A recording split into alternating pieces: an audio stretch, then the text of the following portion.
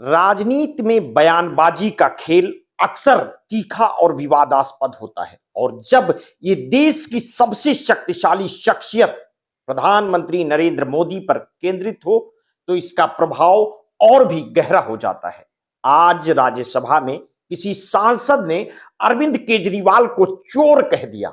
इसे सुनकर आम आदमी पार्टी के सांसद संजय सिंह ने जिस तरह से मोदी पर हमला किया और गली गली में शोर है, नरेंद्र मोदी चोर है जैसे नारे लगाए, वो भारतीय राजनीति में तीव्र होती टकराव की स्थिति को दर्शाता है। यह घटना न केवल राजनीतिक विरोध के स्तर को दर्शाती है बल्कि यह भी बताती है कि सत्ता और विपक्ष के बीच की खाई कितनी बढ़ चुकी है।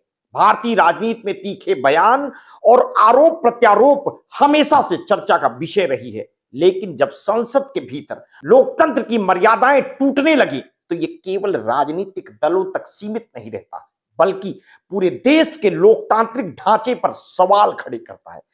आज राज्यसभा में आम आदमी पार्टी के सांसद संजय सिंह द्वारा उठाए गए सवाल और लगाए गए आरोप न केवल भाजपा सरकार पर तीखे हमले थे बल्कि देश की राजनीतिक संस्कृति में बढ़ते कटुता और ध्रुवीकरण को भी उजागर करते हैं। राज्यसभा में संविधान के 75 साल पूरे होने पर चर्चा के दौरान संजय सिंह ने प्रधानमंत्री नरेंद्र मोदी और भाजपा सरकार पर तीखा हमला बोला। उन्होंने अपनी बातों में सरकार की कार्यशैली, संवैधानिक मूल्यों की अनदेखी और देश के विकास के बजाय धार्मिक ध्रुवीकरण को बढ़ावा देने जैसे गंभीर आरोप लगाए। संजय सिंह ने कहा, भाजपा वाले भगवान का दर्शन करने के लिए मस्जिदों में जाते हैं और वहां मंदिर खोजते हैं। यह सरकार अब भारत खोदो योजना चला रही है। यह टिप्पणी न केवल भाजपा की नीतियों पर कटाक्ष था बल्कि देश में बढ़ते धार्मिक ध्रुवीकरण और इतिहास को फिर से लिखने के प्रयासों पर भी गंभीर सवाल उठाती है। और यह पहली बार नहीं है जब भाजपा पर धार्मिक ध्रुवीकरण के आरोप लगे हैं। विपक्ष का दावा है कि भाजपा विकास के मुद्दों से ध्यान हटाने के लिए धार्मिक भावनाओं को भड़काने का सहारा लेती है। संजय सिंह का यह बयान इस रणनीति पर एक तीखा प्रहार था। उन्होंने सवाल किया कि क्या अब देश की मस्जिदों और ऐतिहासिक स्थलों का भी प्रामाणिकता पर सवाल खड़े किए जाएंगे? अगर कोई कल ये कहे कि ये संसद नहीं है तो क्या इसे भी खोद दिया जाएगा? ये सवाल केवल भाजपा की नीतियों की आलोचना नहीं बल्कि भारत की लोकतांत्रिक और धर्मनिरपेक्ष ताने बाने की सुरक्षा को लेकर चिंता भी व्यक्त करता है। संजय सिंह ने संविधान की बात करते हुए बाबा साहेब भीमराव अंबेडकर को याद किया और कहा, अंबेडकर ने एक ऐसा संविधान तैयार किया जो सभी वर्गों और धर्मों को समान अधिकार देता है, लेकिन आज वही लोग जो संविधान की शपथ लेते हैं उसे ताक पर रखते हुए काम कर रहे हैं। यह आरोप केवल भाजपा तक सीमित नहीं है बल्कि यह पूरे राजनीतिक तंत्र पर सवाल खड़ा करता है कि क्या संविधान और लोकतंत्र की मर्यादाएं केवल चुनाव जीतने तक सीमित रह गई हैं?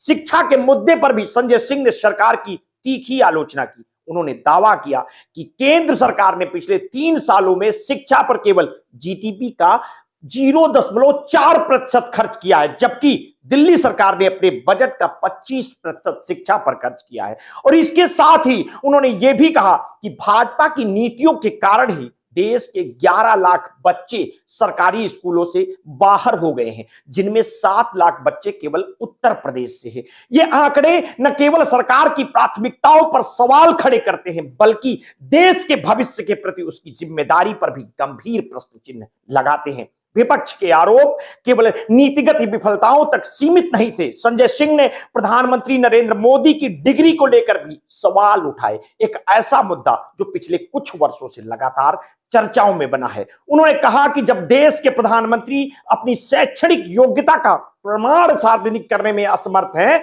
तो यह उनकी पारदर्शिता और सच्चाई पर बड़ा सवाल खड़ा करता है। और यह मुद्दा विपक्ष के लिए केवल राजनीतिक लाभ का साधन नहीं है बल्कि देश में पारदर्शिता और जवाबदेही की मांग का प्रतीक भी बन गया है। प्रधानमंत्री मोदी पर व्यक्तिगत हमलों का यह सिलसिला नया नहीं है। 2019 में लोकसभा चुनाव के दौरान राहुल गांधी ने चौकीदार चोर है का नारा देकर इसी तरह का हमला किया था। हालांकि अदालत ने राहुल गांधी के इस बयान को मानहानि करार दिया था, लेकिन ये नारा चुनावी राजनीति में एक गूंज की तरह बना रहा। अब संजय सिंह द्वारा राज्यसभा में नरेंद्र मोदी चोर हैं के नारे लगाने से ये बहस फिर से गर्मा गई है।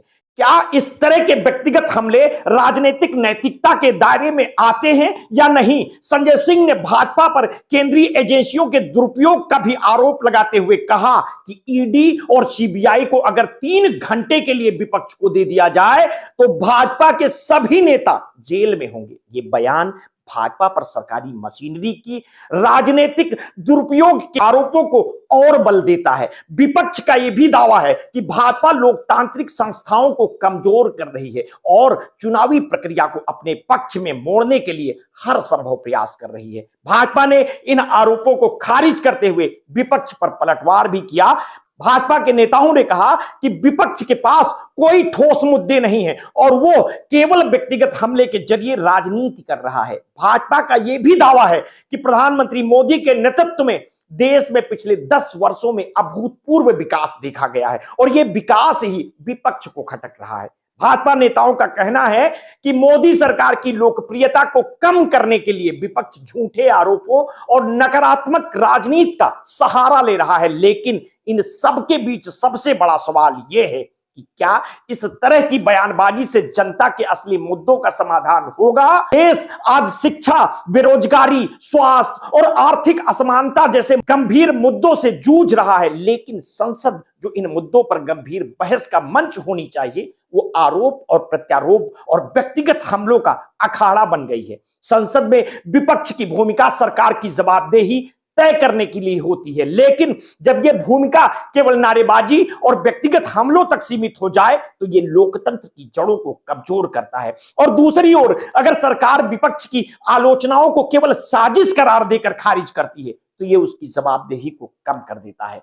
संजय सिंह के आरोप और भाजपा के जवाब केवल राजनीतिक बयानबाजी नहीं है, ये भारतीय लोकतंत्र की उस गहरी खाई का प्रतीक है जो आज सत्ता और विपक्ष के बीच बन गई है। इस खाई को पाटने के लिए जरूरी है कि राजनीतिक दल न केवल अपने मतभेदों को दूर करे बल्कि देश के असली मुद्दों पर ध्यान केंद्रित करे। सवाल यह है कि क्या भारत की राजनीति इस दिशा में आगे बढ़ेगी या फिर केवल आरोप प्रत्यारोप और नकारात्मकता का शिकार बनकर रह जाएगी? फिलहाल आरोप प्रत्यारोप राजनीति का हिस्सा है, लेकिन इस पूरे प्रकरण को आप किस तरह से देखते हैं? अपनी प्रतिक्रिया हमें इस वीडियो के कमेंट बॉक्स में अवश्य दीजिएगा।